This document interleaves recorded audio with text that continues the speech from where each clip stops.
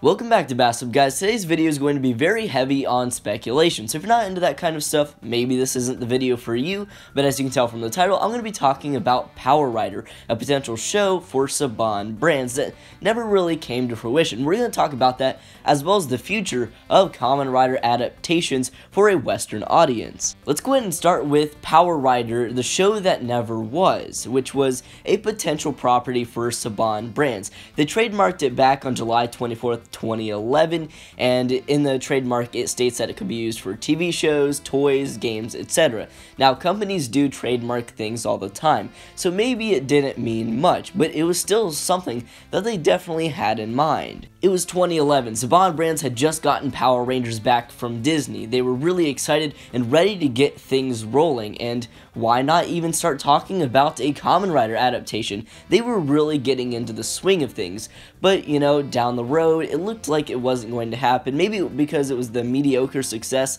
that they were having with Power Rangers at the time, or maybe they just weren't interested, or as interested as they were before. But Power Rider was just kind of forgotten, I would assume. This really is unfortunate. Now, while I'm not really into other tokusatsu properties other than Power Rangers and just the tiniest bit of Super Sentai, I would have loved to see an adaptation of Kamen Rider. I mean, I love the idea of Power Rangers, a more laid back and I don't want to say childish, but, you know, childish superhero show that can be really cheesy, fun, and more cartoony, and I'd say Kamen Rider's pretty much the same thing, but it's a one-man show. It's not five riders or five rangers. It's something a little bit different, but still the same concept of Super Sentai or Power Rangers. And I've already enjoyed some Western adaptations of this show, like Masked Rider, although not so much that show, but I did enjoy Kamen Rider Dragon Knight, and I'd like to see something like that done again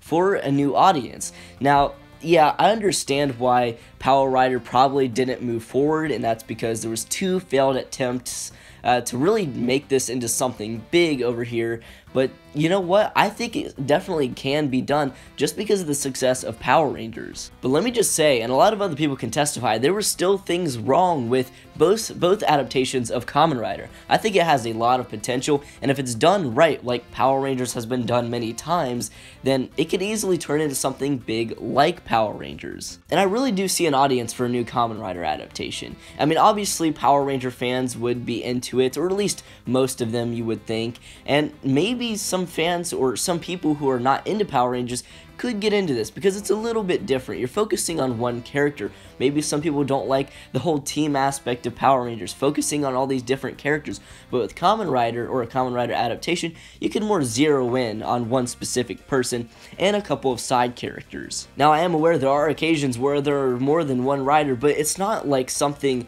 traditional, like there's always like 5 rangers or 3 rangers or however many there turns out to be. You really just get this more of a focused story on certain characters with Kamen Rider, and I really see that hitting a whole new audience. So what are the chances of seeing a new Kamen Rider adaptation?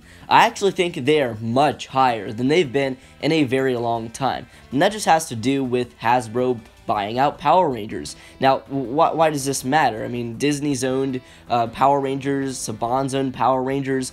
Well, here's the thing. Hasbro is a toy company, and I'm pretty sure one of the biggest reasons, or the reason that they bought Power Rangers is because it's big on toys. I mean, you could make a lot of money out of the toys alone, and it was a big thing. It was a big influence when it comes to choosing seasons for Power Rangers. Think about it, if Beast Morphers does good, the toys sell well, and overall, they realize that they can really do this. They can sell the toys, they can make a good show, and they're getting a lot of the older fans back. I think that would give them a lot of confidence in making other shows and taking the Kamen Rider property and bringing it over to a Western audience once again. Now, of course, Disney or Saban or anybody else would have thought of this, of course, but I think there's more of a reason for Hasbro to get into this than those companies, and that's because Hasbro is directly related to the toys. They own the show and the toys. There is more of a reason to do this than there was for Saban brands or Disney,